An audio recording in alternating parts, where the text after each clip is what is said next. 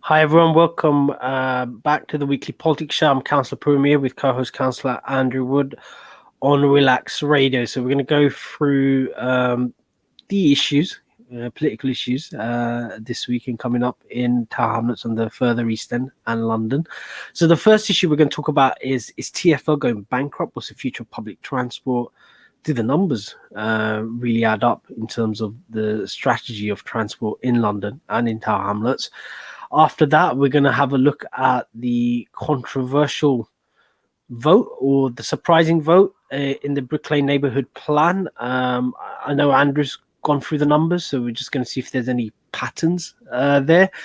And then moving on, we're going to discuss the issues of school placements and the problem with school placements. A lot of families moving in, we're expanding borough, and a lot of people can't find school places, especially in certain areas. So we're having to close down schools in the west of the borough, and we've got a shortage of school places in the east of the borough. So what's happening there? And finally, have we got, we need to build more social housing, but have we got the right strategy or the right idea of how to go about it? Do we need to rob Peter to pay Paul, take public amenities away to build more housing, or is it a false choice? So I'm going to go shortly into a break. After the break, we're going to discuss, is TfL going bankrupt? What are the issues of transport in Tower Hamlets and London, and what's the future?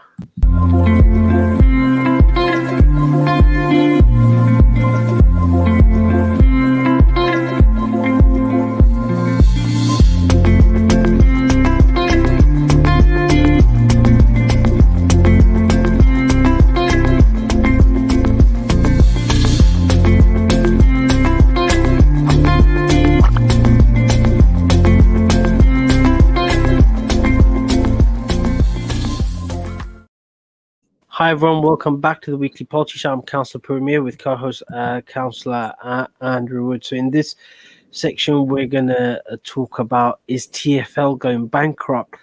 Andrew, I know you and I discussed this before the show. I was surprised to see these newspaper articles popping up, some lines being closed, TfL running out of money. But speaking to residents, you go on social media, people are saying why they're spending millions of pounds on these low traffic neighborhoods or more cycling lanes. So what's happening, and why are the numbers not adding up at TfL? So the main reason I'm looking at this very useful BBC report is London is really unusual among global cities in that most of the money that's used to run the public transport network comes from passenger fares. So in London, approximately 72% of the income that's spent on public transport is from passenger fares, and 28% is from other sources. But Singapore, as a good example, is almost completely the opposite. So 79% of their income comes from taxes and subsidies, and only 21% from passenger fares. So when the number of passengers goes down in London, it has a direct, immediate impact on the finances of transport for London. And that has been covered over the last year and a half because of COVID by additional government grants. But if that doesn't keep up, and if people don't keep traveling the way they used to, and especially people from outside of London coming in to then, travel to their offices in Canary Wharf, for example, that has a big impact on the TfL budget. So I think what it means is that if we don't have lots of workers coming back to the offices, it means either cutbacks in TfL services, or else the government are going to have to do what they used to do, is give a lot more money to TfL. And that was cut back in 2015 under our previous mayor, now Prime Minister Boris Johnson. But given the pressure on the public finances more generally and the sort of the anti-London bias, I think that's unlikely to happen. And it's been noticeable already. So buses are being cut. So bus schedules, I know in the Isle of Dogs, is they sort of cut back some of the schedules on some of the buses. I've seen some other sort of TfL consultations where they're planning to do the same thing elsewhere as well. So it does look like that there will be at least cutbacks in bus services. So I saw an article saying that they would close the Jubilee line. I don't think that will happen. I think that's part of a sort of argument with government and maybe TfL threatening to do something like that. But there is certainly some other, some other underground lines where you could make cutbacks or make big changes to cut the budget. And then the counter argument would be, well, if passenger numbers are down, well, obviously you should be spending less on your public transport network. But then does that mean that people will start cycling instead, or will they start using e-scooters? Who knows? But it does mean big changes for transport for London. Well, it's speaking to a lot of people. They think the congestion charge or the zone is going to be extended. So they see ULEZ as the thin edge of the wedge, so to speak. You got the same infrastructure that you need for congestion charge. Yeah. So all it is an order from the Mayor of London and a crisis. Yeah. And then, hey presto, you got a revenue stream coming in to subsidize public transport, and that will have a massive impact. Speaking to taxi drivers, a lot of them don't take the congestion charge, and this is sometimes asked. One taxi driver took a taxi. I paid him extra. He explained that, look, I'm not going to make any money if I go through the congestion zone, and we needed to get somewhere at a certain time. I just paid him extra. I go, look, don't worry, just go through it. But it does have an impact on people's income and behavior. And I could see an outcry if it is extended. But then, hey, how do we fund public transport in London? And that's the issue. Increasing fares will put more people. It creates a sort of like a vicious cycle. You increase fares, less people use it. You need to increase fares again. What do we do? But it's a debate we need to have, especially with the rise in the cost of living as well. I think people will be less minded to pay for increased fares. I know every year when the railway companies put up the fares, you always have opposition parties at the railway station handing out leaflets, saying how atrocious it is, regardless of who's in power. So it is an issue. But what's the impact of it in Tower Hamlets? I know you've been trying to go through. Has there been any discussion about it? Is the council aware that it's going to have an impact in terms of transport within the borough? So it hasn't been a discussion in any of the meetings that I've been to. It hasn't come up in any of the agenda items. What we do know is actually fares will increase dramatically next year from next April, because the formula is that they will take inflation plus 1%, and that's what then the increase in fares will be from next April. And inflation is at a 10-year high. It's sort of, depending on which measure you use, it's either 3.8% or 4.1%, which, as I said, the highest that it's been for 10 years. So it's pretty much automatic, unless there's a big change, that we will get a big increase next April. And that, may then, discourage people from traveling on public transport, which is then counterproductive, unless, of course, they walk and cycle, in which case it is having a, arguably a positive impact. But I guess the fear of TfL is basically people will use their cars more, assuming there's no increase in the congestion charge and assuming their vehicles are ULEZ compliant. And that's certainly possible as well. Well, cycling numbers, looking at the stats, there was a peak around COVID. It seems to have gone down to near pre-COVID times. It hasn't broken through. It just seems to be stuck.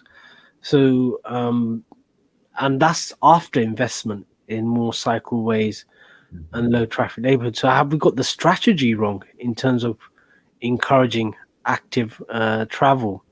Have policymakers really looked at, are the barriers physical, or are they more financial, or access to decent bike maintenance, etc.? It just seems like the debate is being there's no facts. There doesn't seem to be any figures. I'm interested in, we've put low traffic neighborhoods, livable streets in has it had an impact in terms of active travel in those areas? Yeah. Is anyone collecting the stats?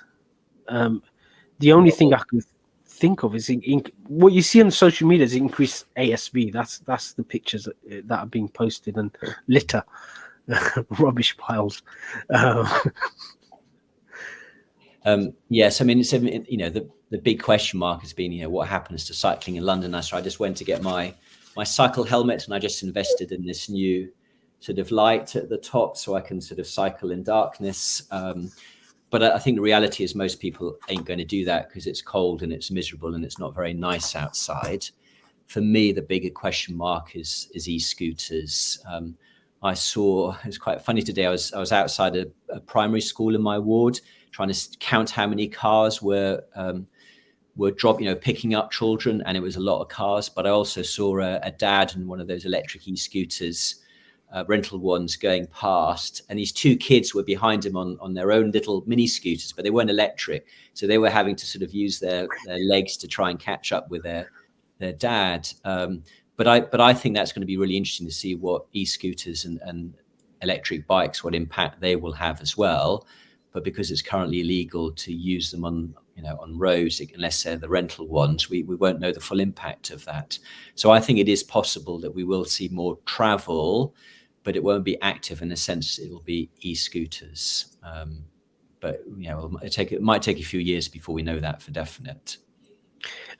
I know the council is we're just reviewing our budgets. Have you had any inkling? Is there going to be any investment in transport, or is the council looking to?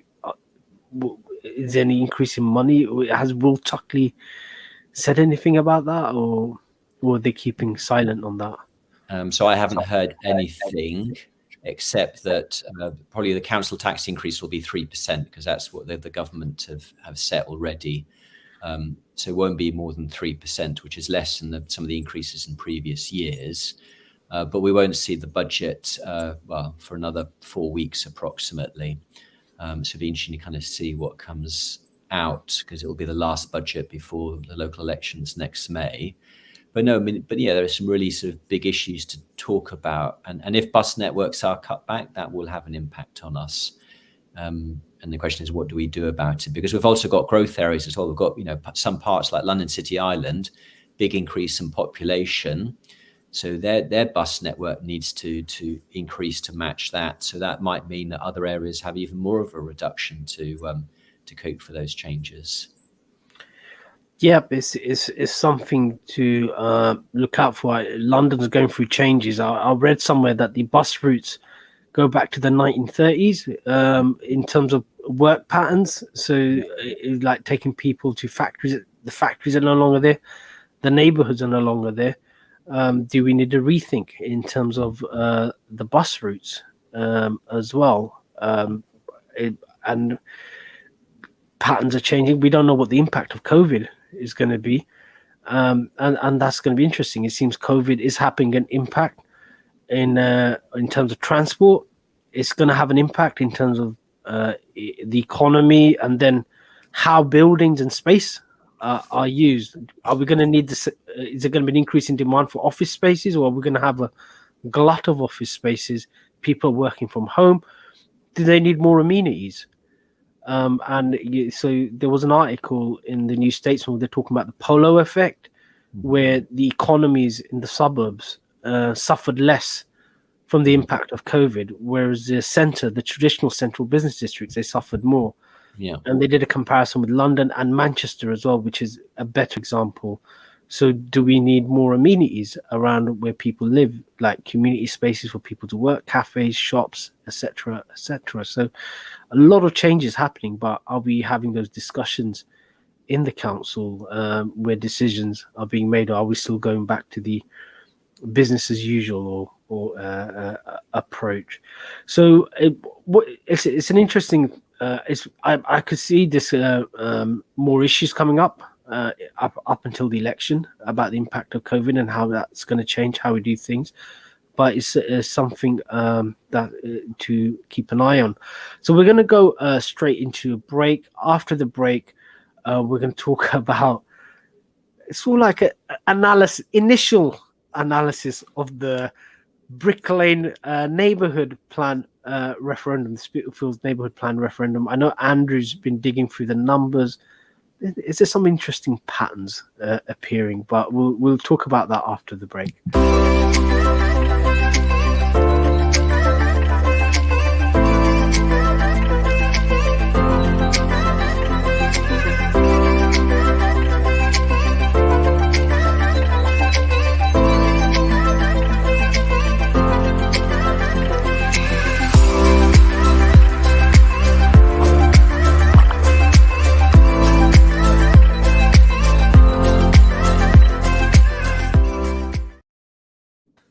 Hi everyone, welcome back to the Weekly Politics Show. I'm Councillor Puru with co-host Councillor Andrew Wood on Relax Radio. So in this section, we're going to talk about the controversial or surprising vote on the Spitalfield neighbourhood plan in the Brick Lane area.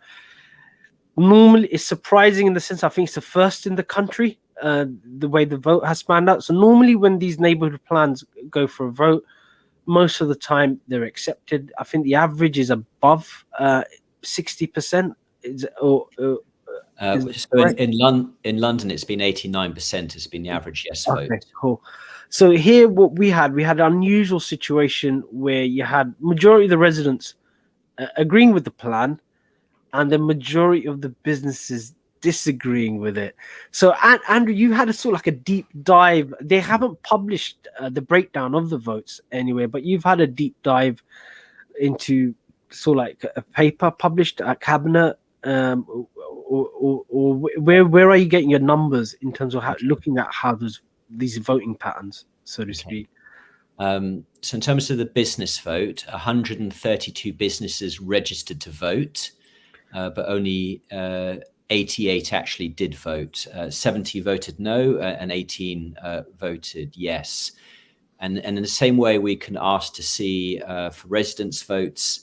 What we did today, Councillor Peter Gold and I, we asked to have a look at the business vote. So what we're not allowed to see is the ballot papers. So we don't know who voted no and who voted yes. So that remains completely secret. But what we can ask to look at is list of names and addresses of the companies that asked for a ballot paper, and then there's a tick that says whether or not they voted. So we could have a look at all of the names and addresses of all of the companies that voted, and then see which ones that voted, but nothing more than that. So I said we can't work out which way they actually voted. And we were just curious about the voting patterns, because this has been the first business vote that has voted no in United Kingdom so far.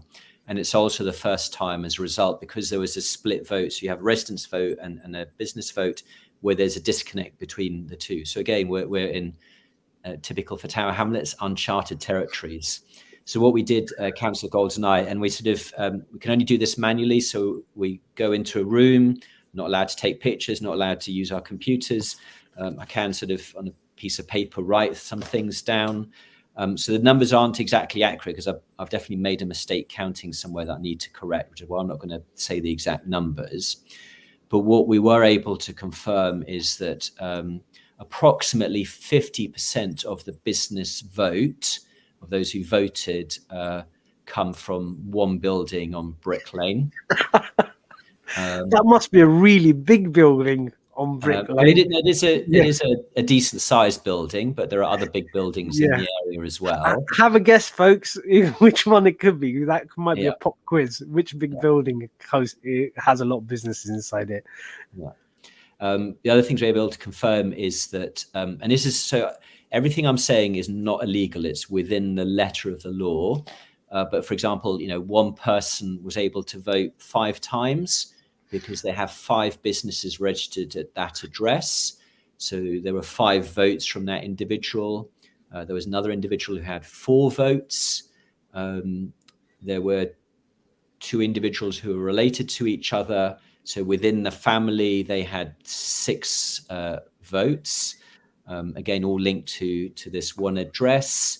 And interesting enough is that even though the addresses definitely are on Brick Lane, is that when people were asked for their ballot paper, they were able to give an alternative address where the ballot paper should actually be physically sent to. So even though they may have a connection with Brick Lane or that area, the actual ballot paper, one went to Gibraltar and one went to Jersey, which I also thought was quite interesting. And then when we looked at some of the companies that did vote, obviously we recognise some of them, very well-known companies along Brick Lane. But some of them, when we look on Companies House, that they have addresses. So on Companies House, they have a different address as their main correspondence address, but obviously they have something at Brick Lane, which might suggest that Brick Lane is perhaps not their most important office. But this is something that we need to look at. But what it does, but in terms of the roughly other 50% of the votes, pretty much evenly spread throughout the area in terms of types of business and geographically spread as well. But what it does appear to show is a very large concentration of votes from one location, one business location. Gotcha. And again, not illegal. It's technically within the letter of the law, but it's interesting nonetheless. I think it tells you the problem with business votes. I know the City of London, they have business votes, and you have some really weird situation where you have if you have a situation where one building has more votes than the entire area, because the kind of businesses in that building. So lawyers and barristers have a lot of influence in the City of London because of the way the voting, way they're registered, and the way the voting is. So whereas you could be a really big business, employ hundreds of people, and you won't have that same influence as, say, that building full of barristers, so to speak. So it just shows the kind of problem with business votes, because it's quite kind of archaic. Who really has a right? I know, speaking to some of the campaigners, one of the issues was that you had to register early. So it wasn't an automatic thing. Whereas a residence, you're on the electoral register, you automatically get it. With businesses, they had to know about it. They had to actively go and register. So when the campaign got going, a lot of businesses wanted to take part, small independent businesses, but they couldn't register. And if you're running a business, it's the last thing on your mind. So like you're doing long hours, etc. Unless someone proactively comes to you, it's not something that you look out for. So you had that effect, and then again, so like what kind of business? You could have a business that doesn't even operate. You could just have a bank account, and you just file the accounts every year. That has the same vote as say a large business that employs, say, 50 people in Brick Lane, like a cash and carry, for example. Is that right, so to speak? So I think there needs to be a rethink into how business votes are done, how we weight them as well. It just seems like just giving every single business a vote is that the correct way, or should business votes be weighted? They do similar weighting in the City of London, but I'm not saying it's perfect, but they do understand that certain businesses should have more of a say than others. But it's an interesting pattern of business vote. I could imagine one large landowner why they'd want not the neighbourhood plan to go, because it'll have an impact on a recent planning application they've put in terms of affordable retail spaces. But also there was a line, this is what I suspect, there was a line put in by an organization called the Bangladeshi Eastern Heritage Society, where they talked about safeguarding heritage and culture of different ethnic groups, and that could easily be added through a supplementary planning document. And I know the arguments behind say the Truman Brewery application was that it was a threat to heritage and culture, and I could see why they'd be motivated to stop it, especially where you got the 6-week window between the decision being published and for any grounds for appeal or judicial review. Andrew, where do we go from there? Has there been any sort of like noises from the administration? I know there was speculation whether it's going to be discussed in cabinet or not. So like some people said it wasn't on the agenda. When I spoke to you, you said we thought it was on the agenda. Was there any discussion? What are the noises from the officers or the administration on this sort of like result? So there hasn't, well, at least in terms of public, there hasn't really been any. But what did happen in cabinet is, ironically, the Roman Road neighbourhood plan has reached the kind of mid-stage of the consultation process. So what was discussed on Wednesday was the Roman Road neighbourhood plan, and Councillor Peter Golds did ask a question related to Spitalfields and about the importance of making sure that people in the area, knew exactly what a neighbourhood plan was and what it was all about, and actually what powers it doesn't and doesn't have, to make sure that we don't have. But I think Roman Road is a residential only vote. It's not like Spitalfields, which is this dual vote. And I think part of the problem is that this is the first business vote that sort of failed, so to speak. But a lot of the regulations are not that tightly worded because there's not a lot of experience of business neighbourhood planning votes. And as I said, this is the only one that's kind of been a no vote.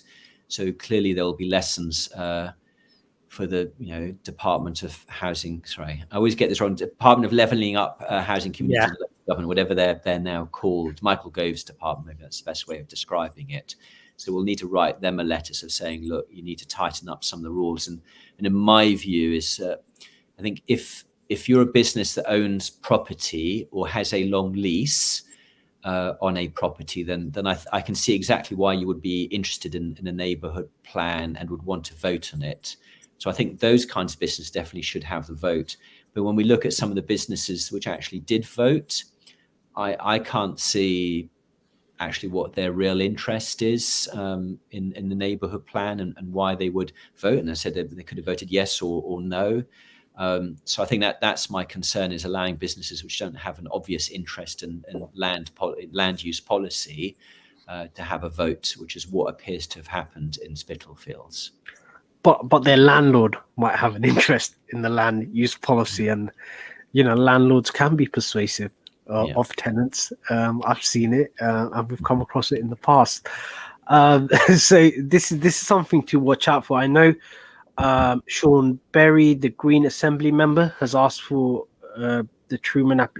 She's concerned about the threat to Brick Lane. I know the Mayor's Culture at Risk office expressed concerns about the council's attitude towards the area in terms of planning, and the campaigners have raised the necessary funds to take it to judicial review. So it looks like it's going to be an ongoing discussion, possibly all the way through to the election. And it'd be very interesting to see what happens. When is it next going to come up? Do you reckon they're going to bring it to full council before it should be January? So in theory, this should all get settled in the January council meeting. And what officers will need to do is write a report and make a recommendation between now and that January meeting. And so one of the reasons for looking at the voting patterns was to, inform us. And then, I sent an email about an hour and a half ago to the relevant officers, pointing out in more detail what I've said on the radio, exactly what the numbers are. But I said earlier, I need to double check some of the numbers. So I'm not going to publicize some of this stuff until I've actually double checked I've got all the numbers correctly adding up, because currently I'm missing a few votes. So just to make it clear to listeners and viewers, it's called a mark sheet. So every vote, there's a mark sheet as to who voted. Can anyone ask for the mark sheet, or does it have to be registered political groups? So this is no. So in terms of, like, let's say residence votes, you can buy them. It's called the marked register. You can, I think, for a limited periods, it's not available forever and a day, but you can buy the marked register or ask to look at it. And basically, all it is just a list of the addresses, and then whether the person voted or not, but not which way they voted, And then for residential, it might indicate like if they're a European Union citizen, because obviously for local elections that might be important. So the marked register is available, and its main purpose is to allow this kind of checking. And in this particular case, there is a marked register for the business vote, which is what Councillor Golds and I looked at earlier today. So looks like look forward to your analysis, Andrew, in terms of the vote, getting those numbers verified. It's going to have an interesting impact in terms of the debate, because where I was being told, was led to believe that this business vote was something else. Now, if looking at it, it seems like it's being led more than a spontaneous expression. But let's see. I know that sort of like both sides are trying to sit down to see if they can come to an arrangement, and I think more light than heat on this issue would help get a compromise and a way forward in terms of getting this neighbourhood plan adopted by Tower Hamlets Council. So we're going to go straight into the break. After the break, we're going to talk about the issue of school placements and getting a school place in Tower Hamlets. It seems to be difficult in certain parts, but other parts they're closing down schools. So Andrew and I are going to go and have a deep dive into that.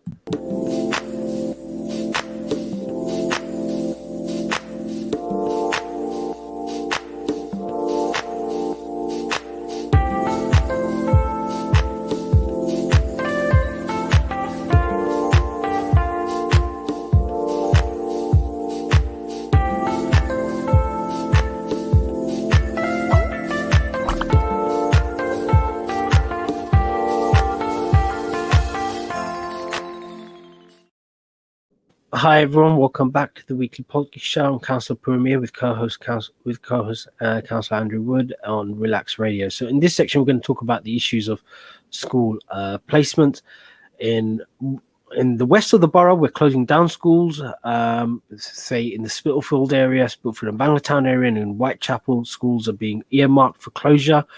Whereas in other areas, there's a shortage of schools, especially in the Isle of Dogs, and there's a demand for more school places to build. And an interesting discussion about the new school built at Wood Wharf. So I'm going to bring Andrew in. Andrew, that's sort of like in your patch in the Isle of Dogs, you're sort of like having the issue of a lack of school places, whereas where I live on the west of the borough, say in Whitechapel, they're closing down schools. There's concerns about Shapler Primary School being closed down. There's issues around the primary schools around Brick Lane. I know they're talking about putting them together instead of competing. It just seems like what's happening here. How did the council officers miss this? Because I know it's sort of like very, like when I speak to council officers, they're always talking about these projections, population projections, they're planning. Everybody waits for the census to come. Then on the back of the census, I think the GLA do projections, etc., and then councils plan. So how did Tower Hamlets Council get this wrong? Because you're having inquiries from parents saying they can't get school places.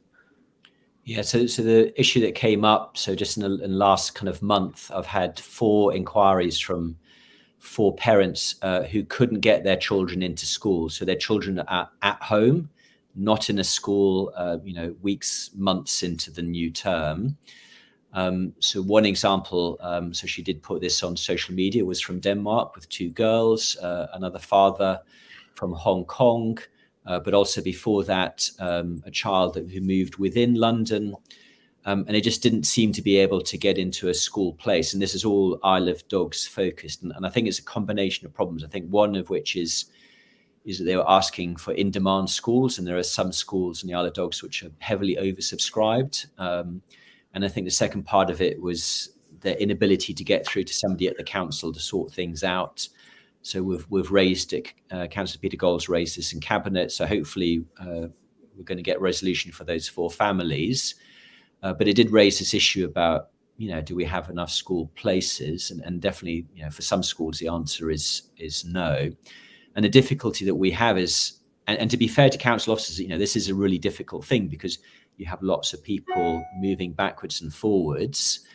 So one of the things I discovered today from Mr. Tuckley, the council CEO, and we were talking about this earlier, he said there have been 700 children who had arrived into Tower Hamlets looking for a school in the last period of time, which seems like a lot. But we have about 45,000 pupils in total across all schools in Tower Hamlets. And I sort of said to him, it'd be really interesting to know, where are these people coming from? Is it Denmark? Is it Hong Kong? Is it within the UK? And he didn't have the answer to that point, because this will give us an indication about demographic growth. But the particular problem that we've got is that we're closing primary schools in the West. And for the first time in over 11 years, Tower Hamlets Council will be opening its own new primary school at Wood Wharf. It's supposed to open next September. But the process has been completely secret as to who's going to operate it. And the reason for perhaps some of the secrecy is politically sensitive, because there's something called a free school presumption, which basically says if a local authority is opening up a new school, has to what the local authority can do is you can set the location of the school, the size of the school, is it male, female, and you can also say what kind of school you want. So you can kind of write something that says this is the kind of school we're looking for this area. What then happens is you then launch a competition. Only schools approved by the Department of Education can then apply. And then the council basically pick an operator from those list of organisations allowed to bid. And then basically the council then appoint somebody. The Secretary of State for Education has an oversight role, so they can, if they want, kind of step in and sort of look at this. And the Regional Schools Commissioner is also involved. But what is unusual is just the complete secrecy about this process since it started in April.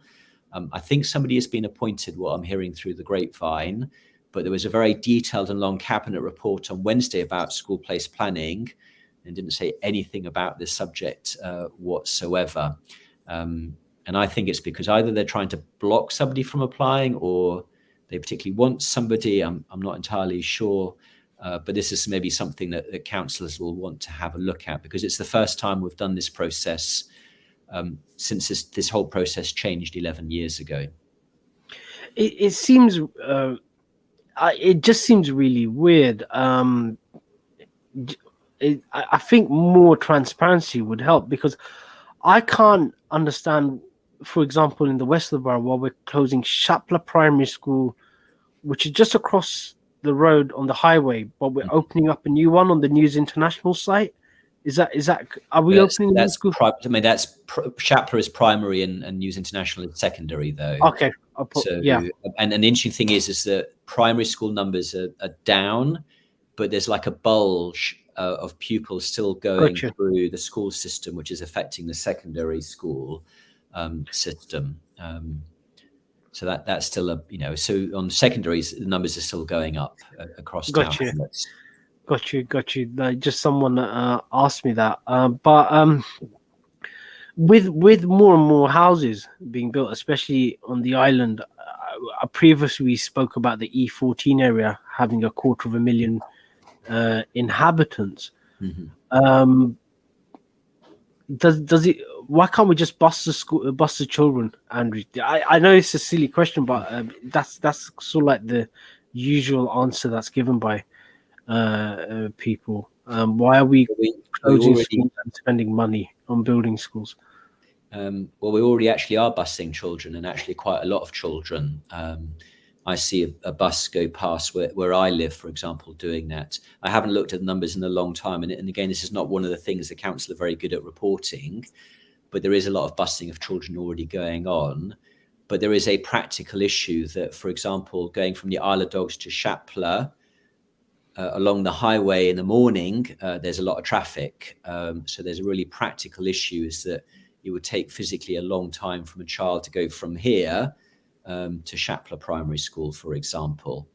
And so if there is a government, it's not a regulation, it's not you must do this, but the guidance is definitely that children should live within 10 minutes walk of a primary school. Secondary school is much more open.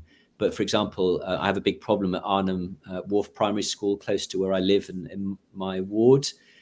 I think more than 10% of the pupils are driven to and from that school. So as a result, we have major problems with cars outside of that school. And in part is because when it went from 2 form to 3 form, it kind of brought in children from quite a big area in the eastern side of Tower Hamlets. So you have children actually traveling quite long distances to get to that primary school. And I think that's a problem if you start busing children around, is you have some quite inefficient use of their time as a result. So the other thing is, shouldn't we look at policies as to why, say, families are moving out, or young families with young children are moving out? Isn't a more sensible approach is to look at that and to reverse those trends than, say, go through this whole school closure process, the aggro, the money spent, and then building schools. I know you've kind of like raised it in various council debates. Has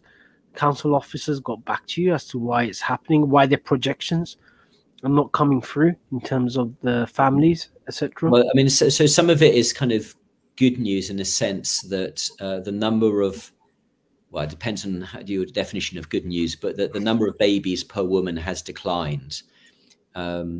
But the problem is, so you need about 2.1 babies per woman to have an equal and stable population.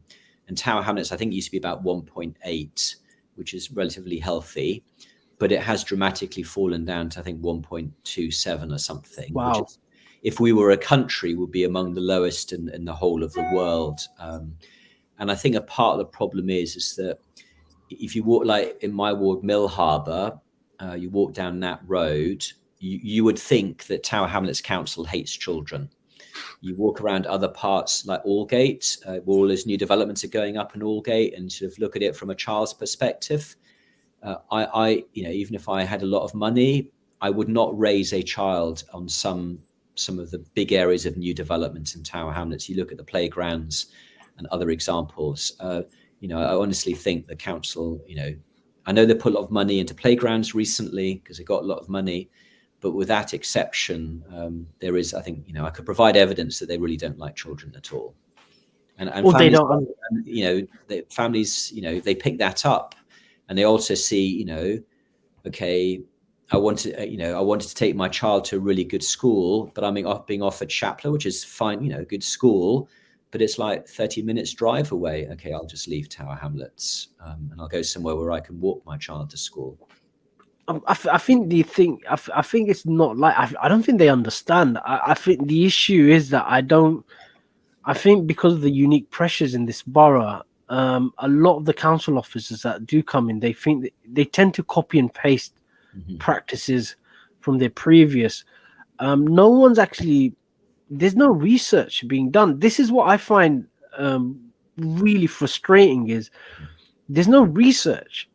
Like the council's got loads of money, they've got access to all these resources. Why don't we have a decent research department that publishes the research? Or we've got universities on our doorstep, and then base the decisions on those, and you could have a frank and open discussion on facts rather than these kind of heated assumptions. That's what I find fascinating, is assumptions that people have. It's sort of like, and I just find it frustrating. No one's actually commissioned any research on this.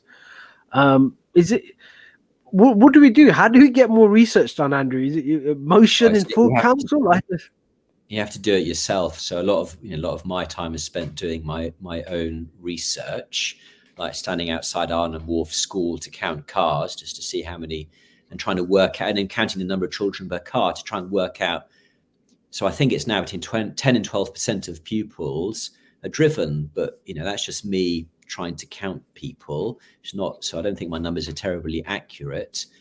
But I just, because, and I think the other part of the problem is, as far as the council are concerned, is ideally they want a fewer number of full schools is much better financially than a larger number of schools where some of them are partially empty. So a lot of this is driven by the sort of the finances of schools, and yeah, it's actually better for the council to have to have too few school places, because if parents leave, well, there's no consequence to the council. Nobody gets fired if a bunch of families decide to leave because there's not enough local schools in their local area. And I know they do look at individual areas, but I think that's part of the problem, is that they definitely do want to keep the number of schools down so that they're financially efficient. Understood. Well, it's a debate that's going to be ongoing, I know, and it causes a lot of grief. It'd be interesting to see who gets the new school at Canary Wharf. The plush new school I'm sure it's going to be a flagship school, especially with the Canary Wharf group on their doorstep, and it might be an issue that comes up in the election. We're going to go straight into a break. After the break, we're going to discuss Tower Hamlets' infill housing policy. Have we got it right, or do we need to go back to the drawing board with it? So we're just going to go straight into it.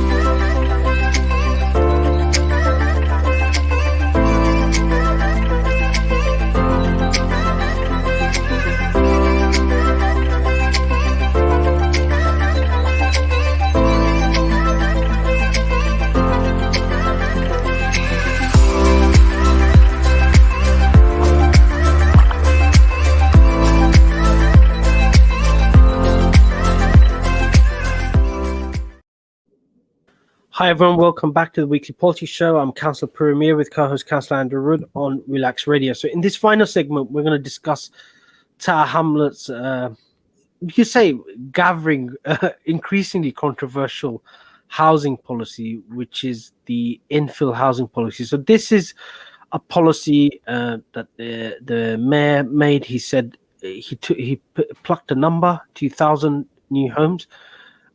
Initially was going to be built, but then acquire. It suddenly changed into we're going to have acquire or have 2,000 new homes. What kind of homes are they going to be built? It's kind of like people are left to ponder, but it is causing more and more controversy. And I just want to talk about my experience. So we're having we've had quite a few infills in Miah. We're having more. So we had one in the Limehouse Triangle. One of them was quite controversial. I supported it, but there was an issue of losing trees, etc. We're going to have more in Southern Grove. They're going to build more over there, and now they're proposing more infill housing being built on off Salmon Lane near Commercial Road.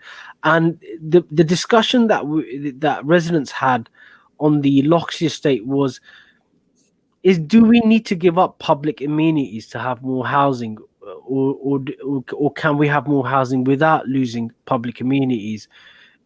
Because you're going to have more demand for public amenities, so why are we reducing the numbers? And it just seems sort of like crazy.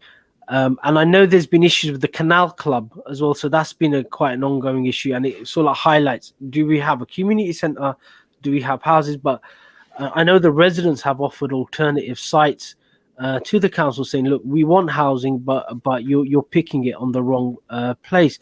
And it seems like eventually we're going to run out of space, so where do you build those houses? And it seems like the council are eyeing up all the community centres. Andrew, have you come across this issue of community centre or more housing, and the council officers quietly eyeing up all these community centres to be demolished and to have housing? Or in some cases, building sort of new community centres as well. So it's a bit complicated. But I think so part of the problem is that clearly we need to build more new homes in Tower Hamlets, and those need to be as affordable as possible. So everybody agrees with that point.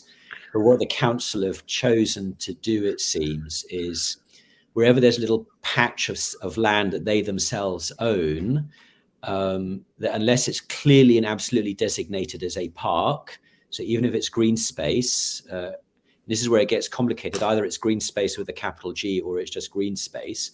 But if it's green space lower G, then they can build on it. And I think the problem with that is, yes, you can build homes that way, and I think approximately 500 of the 2,000 will come via that route. But you're then losing access to amenity space, and therefore, the issue is quality of life. And I was saying earlier about, the council hating children. Obviously, I'm exaggerating, but this is one of the pieces of evidence for that, is that, yes, you've got a home for a child, but, children need to run around outside, and where are they going to do it if we're losing all of this space? And what concerns me is financially, this is not the most efficient way of spending money, because what you're doing is you've basically got an architect for that site, an architect for that site. They're doing 10 homes there, 12 homes there, and 20 homes there.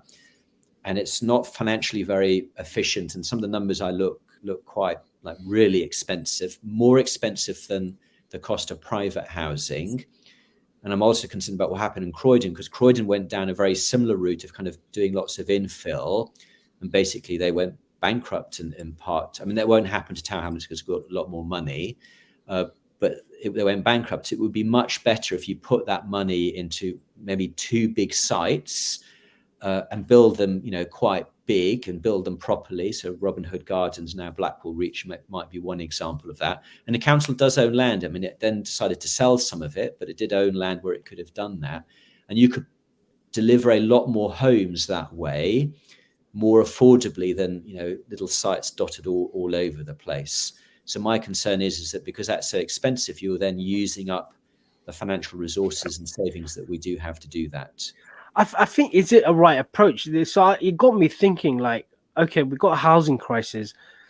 Is picking an arbitrary number like 2,000 homes the correct way of doing it? Or should we have different goals, say value for money, maximum number of homes, good quality, that don't have an impact on the quality of life, etc., and give that brief to the officers? Because when speaking to the officers, it seems like they've just been given this arbitrary number: go out and build those houses, and bring them in. And is that a correct way to tackle the housing crisis? And so in that discussion, we discuss Southwark Council, where they got a strategy to build 20,000 units over a 10-year period.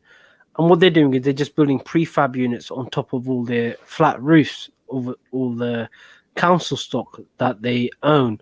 And that gives them the economy of scale. So they're doing all the consultations at the moment. That's what I've been told. I haven't looked into it. So when I spoke to someone, they said that they're doing all the consultations at the same time, just to get the economy of scale, so to speak. So you have all the consultations, and they're just going to roll it out, and it just makes sense that you could deliver. And it seems like a much more value for money approach. You get more units for that same amount of money. And we've got something similar happening in Miah, near the tube station, where I think East End Homes are building. Last time I looked up, about 150 units of prefabs on top of the flat roofs near Miah tube station. And again, when I spoke to the chief executive of East End Homes, it's half the building time, and he was saying it's much less costly as well. It's prefab, it's made in a factory, they're using a local contractor. They were quite proud of that, and it's good quality as well. And because of that, they don't have to sell none of the units. They could rent them out at social rent, and it's not and break even as well. Whereas if they went down the traditional route like they did previously, they have to sell some of the units just to make it, or sort of like make the economics work. And I just don't understand why Tower Hamlets Council hasn't thought of that. It just seems crazy. They have. I'd actually forgotten about this. I'm just looking at the pictures now. So Tower Hamlets Council, with other London councils, is a joint venture partner in an organisation working on prefabs. And I've forgotten about this, but back in 2020, at the old Veolia, at the back of the old Veolia end, there is actually this sort of prefab units, like experimental or prototype prefab units that were set up as part of this scheme. But nothing has happened on that for a year or two now, because as I said, I'd almost forgotten about it. But we definitely are joint venture partners in a kind of pan-London organisation, which is meant to sort of put prefabs, maybe not on top of buildings, but like on. I think the idea is for cleared sites that you just put in stacked porta cabins, like what they do in Lewisham Baths in Ladywell, which I pass quite often at weekends. So. I think we just need a rethink of the house building program. It is causing a lot of aggro. Do we need to have that false choice or of sort of like giving up public amenities for housing? The other issue that came up was you have these estates that are quite run down, and then the council just spends all the money in a corner on these old, really brand new units. And the rest of the estate is just left to decay, so to speak.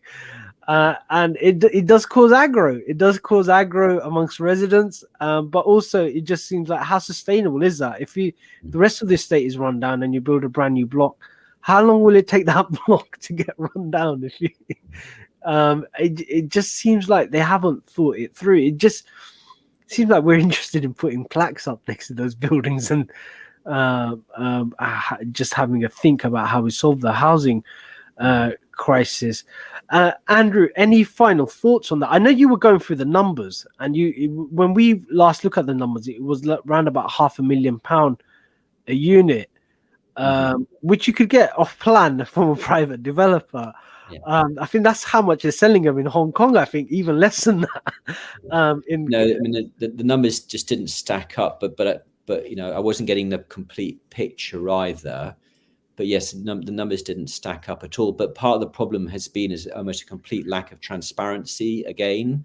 So back in December 2017, the mayor said he was going to spend, I think £140 million on affordable housing. But there's very little detail. And they were talking about also buying out of borough. I never heard. I've never seen any report that sort of says, like the 53 million. We said we're going to spend £15 million on Poplar Harker. We ended up buying, spending 53 million. But what did we buy? How many units did we buy? I still don't know. And I've had that question for a couple of years now. And we have been promised a report, but it's been promised for a long time now. Well, it looks like it's gonna. I know it's an issue on the election. I know on the election leaflets, the new houses are going to be trumpeted. There might be a bidding war. I will build X amount of housing. Another candidate says I can build even more.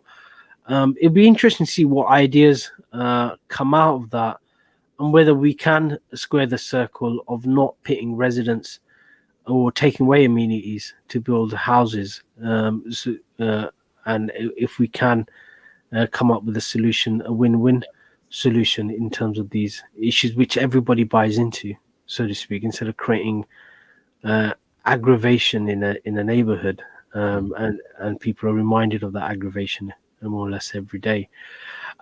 Andrew, we're coming to the end of our show. Anything to watch out for next week?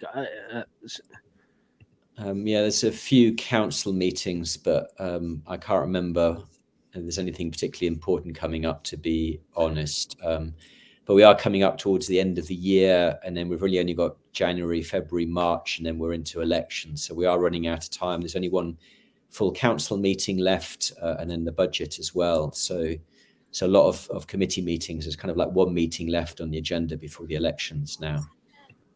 So, the selections are coming up. I know the Labour Party want to do their selections before Christmas. I know the Lib Dems, I think, are slowly picking their candidates. Same with the Conservative Party.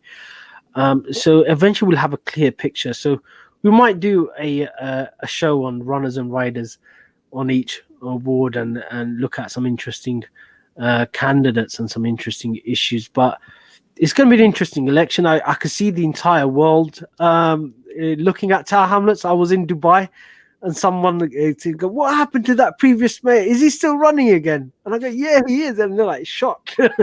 So Tower Hamlets is, people in Dubai are asking who's going to win the mayoralty. So it seems like the entire world. I actually thought our previous mayor might have been in Dubai as well, based on okay.